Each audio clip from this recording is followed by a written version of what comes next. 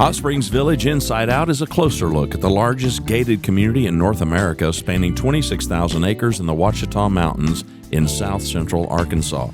Join me, Randy Cantrell, and some occasional guests as we explore Hot Springs Village Inside Out. Today's show is brought to you by Central Arkansas's favorite radio station, KVRE. Find them on the dial at 92.9 FM. Stream them live, kvre.com. HSV Inside Out is sponsored by Ike Eisenhower State Farm. Ike and his award-winning team have been serving the insurance needs of folks all around Hot Springs Village since 1998. Ike has qualified for State Farm's President's Club, Chairman's Circle, and Hot Springs Village Insurance Agent of the Year. Call Ike Eisenhower State Farm today at 501-984-4100. That's 501-984-4100. Find them online at ikeeisenhower.net. Call them today for all your insurance needs because, like a good neighbor, Ike Eisenhower State Farm is there. Also brought to you by Trademark HSV Real Estate. Located in the heart of Hot Springs Village, they are the fastest growing real estate office with over 30 agents and staff. Broker-owner Lori and Ken Henderson, along with the realtor and waterfront specialist Rick Marshall, are eager to share the special features of Hot Springs Village with you. For a complimentary relocation packet, call Ken and Lori at 501-276-3018. Call Rick Marshall at 501-601-RICK. They are Trademark HSV Real Estate. It's windy. This is Lake Balboa. In the background, we got Rick Marshall here, waterfront specialist with, well, right now it's Trademark, but as of March 1st, it will be McGraw Realtor. Right. So that was big news. You probably saw that episode. If you didn't, then go back and check that out. So tell us what we're looking at in the backdrop here, Rick.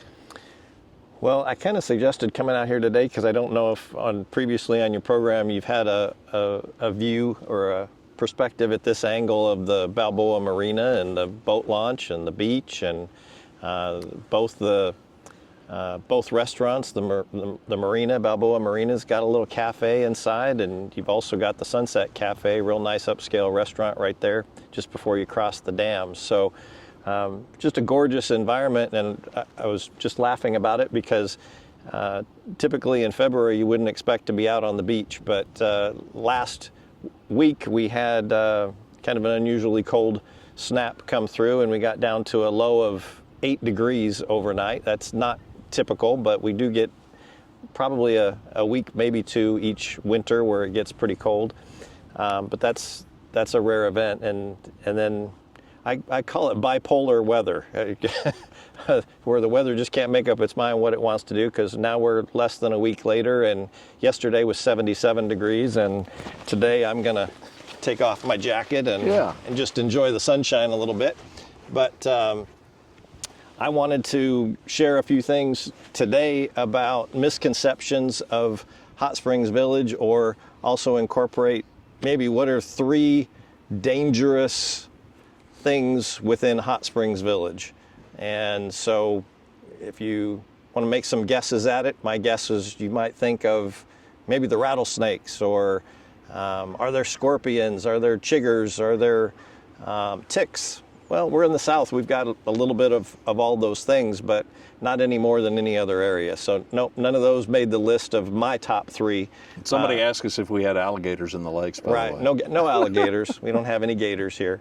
So, but my 3 might be a little bit unusual, and so I'll just share those with you. But my third one, while we don't have some of those dangers, it is a little bit unusual here in the village. We've got a bike lane that goes the length of DeSoto Boulevard. So, almost 20 miles of roadway that we have a bike lane alongside of DeSoto Boulevard. And I, just for one, think it's a little bit crazy.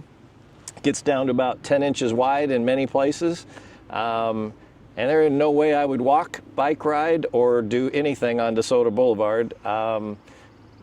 I'm rapidly approaching being a senior citizen, and let's just say there's no way I'd have my back to traffic on DeSoto Boulevard. No. That is not going to happen. No. And I wouldn't recommend that bike path for anyone. And I wouldn't want to face it either. That's right. And I don't care whether you're on a bicycle or a golf cart, and that is sometimes a question. Can you ride a golf cart on the roads in Hot Springs Village? And while you can, it's maybe ill-advised in certain areas, and others it's just fine.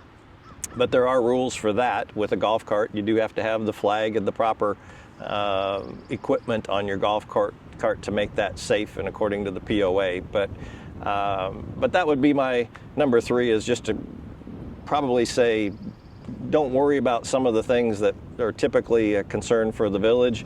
But we did have, with regard to DeSoto Boulevard, there's a lot of curves. We've got the Minorca drop, and so it goes up and down, and it goes roller coaster hill called. Absolutely. Yeah. And we did have a fatality accident, a head-on, this past year. So, again, not maybe much more than other areas per capita or whatever, but those would just be things that it pays while you're driving in the village to pay attention, stay on your own side of the road. And before you even think about leaving this topic, because this is not a golf cart community as Correct. far as travel, and I know a lot of people that take a look at the villages in Florida, which touts itself as a golf cart community, where in fact a lot of people, you don't even need your car because they've got lanes that are much like built for cars, except for 2-lane roads built for golf carts. That's not the case here. Balearic is another thoroughfare. I live off of Balearic, which is a road that kind of runs parallel to DeSoto, and it too has a bike lane. So DeSoto, just to remind folks, DeSoto is the main thoroughfare that connects the 2 main gates. So the east and west gate are connected by, again, like Rick said, just under 20 miles of road. So, but it's twisty, it's windy. It's interesting. People will comment, "Yeah, I'm at the gate, so I'll be at your house, in like 5 minutes or so," because it's like 2 miles. But it can take you 15 minutes to go 2 miles. Actually, I'm thinking back now, it may be 12 miles gate to gate and 20 minutes. It takes about, our speed limit varies, but 45 miles an hour through majority of it, slows down in a couple places. So yeah, about 20 minutes side to side, but about 12 miles, I think a little over 12 miles. But a bike lane I wouldn't choose to be on. But you're right, there are certain golf course communities, interior neighborhoods, very safe to ride your golf cart through those little residential areas, nowhere near one of the main thoroughfares. It'd be just fine. Yeah, we see them in our neighborhood, which is not a golf neighborhood, it's more of a lake neighborhood, but we see people on them pretty regularly. Yeah, the whole neighborhood thing is a little different than being out on one of the, well, I guess it's safe to call them major thoroughfares, but I mean, yeah, that's all relative. It's not like still a major thoroughfare in a big city, right? But it's major for around here. So that's your number 3 danger. That's my number 3 danger. Yeah, not a real big deal. Number 2 danger would be don't listen to the curmudgeons on social media. We do have some folks that I think maybe have a little too much time on their hands, and while most of the social media is absolutely fine and productive and positive, there's literally, I could probably give you the handles or the names of 5 that just could continuously stir the pot, and everything's wrong with everything. You could say today's a beautiful sunny day, and they'll say, yeah, except it causes cancer. Yeah, it's a beautiful day. Can we just stop there? Yeah, well, pessimism has its place in every community, I guess. Right. So I would say in particular, Nextdoor has a little worse reputation than Facebook. There are a lot of, if you're interested in following the village and seeing what's going on, Facebook has social groups on there, but there's, 6 or 10 different ones that cover the village.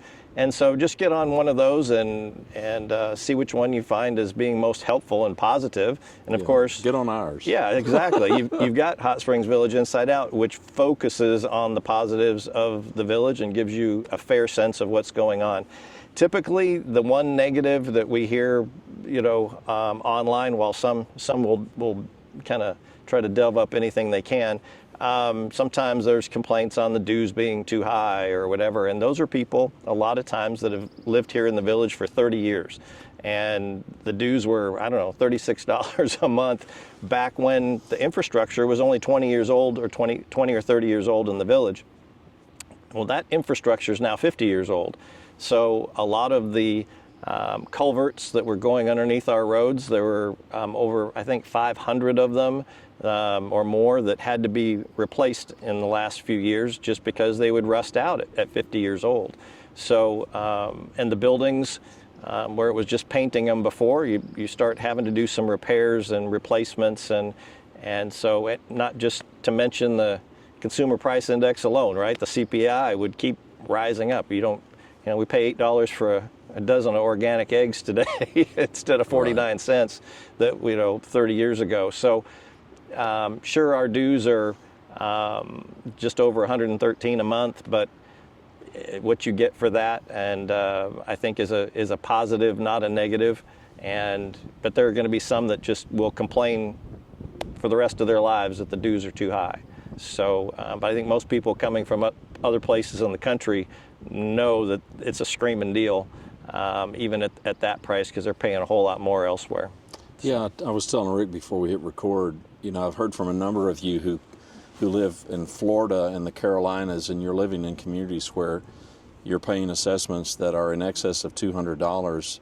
I got an email just a couple of days ago from a couple in North Carolina and said that they paid $350. There was some limited or discounted golf with that, as I recall from the email, but it wasn't like it was free golf. And so I think ours is a deal.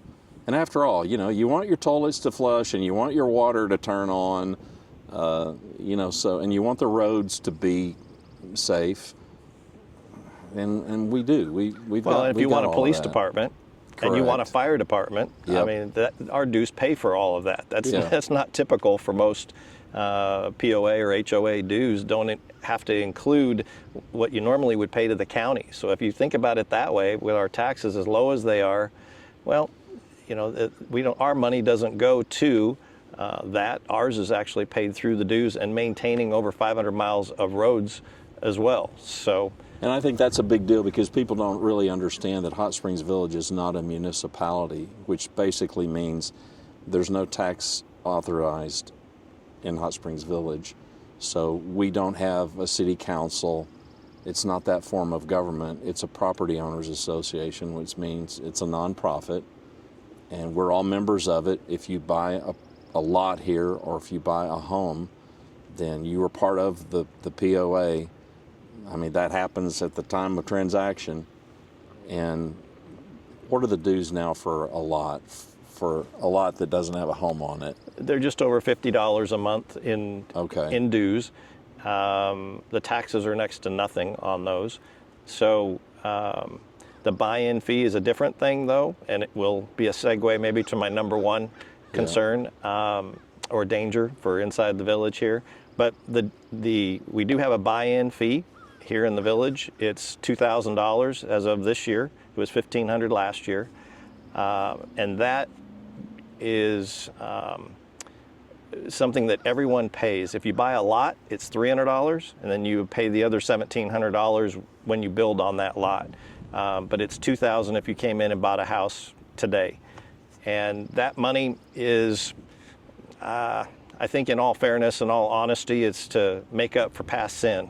You've got, again, those dues were kept down a little too long, and that revenue of over $1 million a year now coming in to the POA will significantly help get some of those infrastructure things back in gear, and really some better fiscal management. I've been really impressed with our POA staff and leadership, and I think they've really made strides to get some of that corrected. And while you can agree or disagree with the buy-in fee, and I'll keep my own opinion on that private, but there is need for that additional revenue, and I think most people believe that as long as it's spent well, they don't mind. And I think we can trust the current POA a lot more than, unfortunately, maybe we could in some previous administrations going back quite a few years. So I think that is just one of the things that leads me up to my number one, and that is, I think, the biggest danger within Hot Springs Village is, and this is for people that are maybe watching this because they're curious. They're saying, I don't want to make a mistake. I'm interested maybe relocating to the village, but are there unknowns that I don't know about? And I want to be able to consider those things before making a decision. So my number one is not using a local realtor. When I say local realtor, I'm talking about one that is inside Hot Springs Village. There are, I'm sure, very good and maybe not so good neighborhoods in downtown Little Rock. Well, I don't serve that marketplace, and I wouldn't know the difference between the two. It would be irresponsible of me, I think, to take a client to downtown Little Rock and show them houses. And I think there's some excellent agents from outside the village. It's not disparaging them, but they just don't know some of the things that the locals here know. I'll throw out a couple of examples that buy-in fee, for one, is something that if the listing agent, and we do try to put that as listing agents in the marketing comments so that buyers aren't caught by surprise on that. But if the listing agent didn't do that and the buyer's agent doesn't know about it because they're not from here, that could be a $2,000 surprise at closing that the buyer had no idea they were going to have to pay. And so that would be one example. Another would be, this time of year it's no big deal, but we've got one of our lift stations for the sewer not far off of DeSoto Boulevard that, like I said, this time of year it's no big deal, but gets a little ripe in the July and August, the hotter weather. And there are lots available for sale adjacent to that lift station. Might be a surprise, and I think a lot of the local agents would know exactly what I'm talking about on that. Someone from outside the village just wouldn't. So I think when it comes to understanding the village, the lakes, the golf courses as an example, I had a client who bought a home on one of all of our golf courses are nice. I've got to be kind of careful on this, but there are 3 or 4 of the golf courses that are maybe better than the other 4.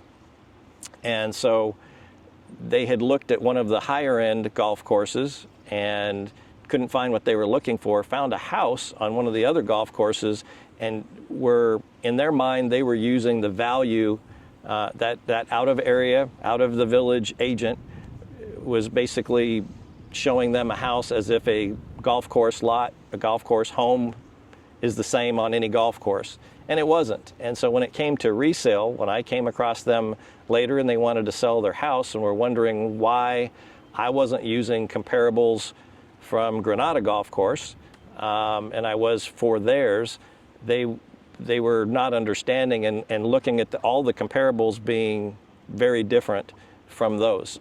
They didn't have that explained to them when they bought, and it basically ended up being a kind of a negative surprise to them later. Same thing can happen on the lakes. You can kind of over-improve for the neighborhood on a few of our smaller lakes. Waterfront is not waterfront.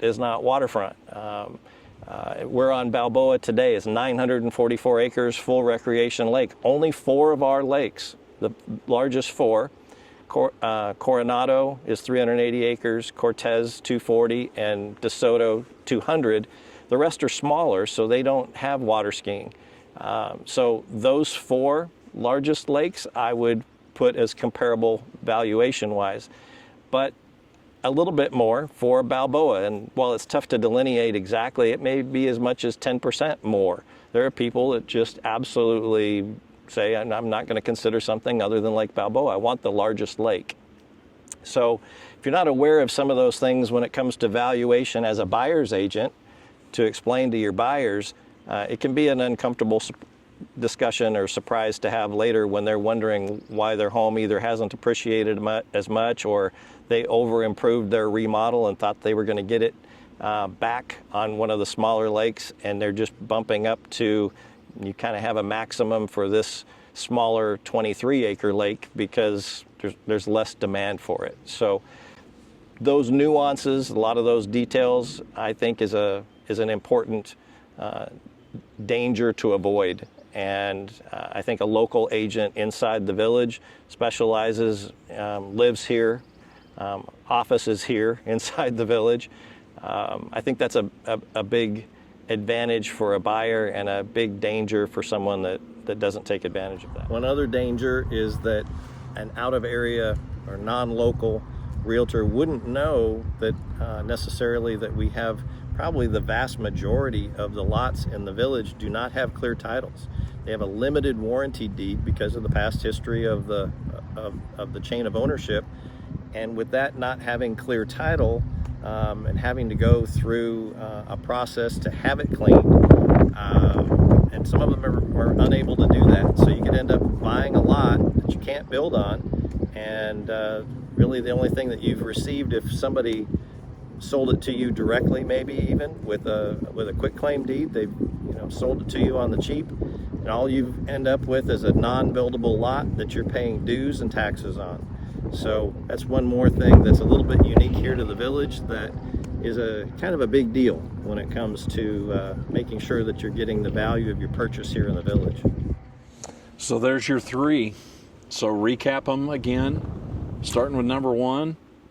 Well, number one, the most important, using a local realtor inside the village that's experienced, that can have your back. Number two is making sure to avoid the social media issues that maybe are not quite representative of the truth. And the third is just that not to worry so much about the false images of the dangers of snakes, ticks and chiggers, and maybe pay a little more attention to where you're driving within the village. Thanks for watching Hot Springs Village Inside Out. You'll find all our episodes at hotspringsvillageinsideout.com or on YouTube.